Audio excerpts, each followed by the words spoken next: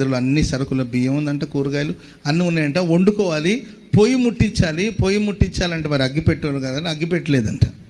అప్పుడు ప్రేమకు రూతక్ గారు మొత్తం మీద మందిరంలో ఉన్నారు.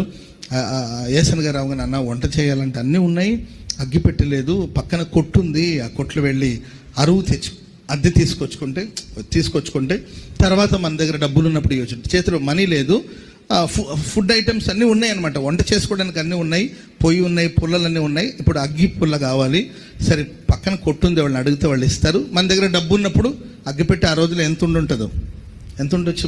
జస్ట్ ఎంత? ప్రేమకు వాళ్ళ రోజులు ఎంతో మరి ఎంత ఉండొచ్చు అక్క?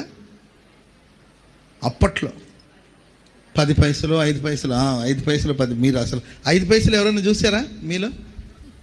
యూత్ చెప్పండి, ఎవరైనా 5 పైసలు చూసిన యూత్ ఎవరైనా ఉన్నారు? మనకంతా 100, 200, 500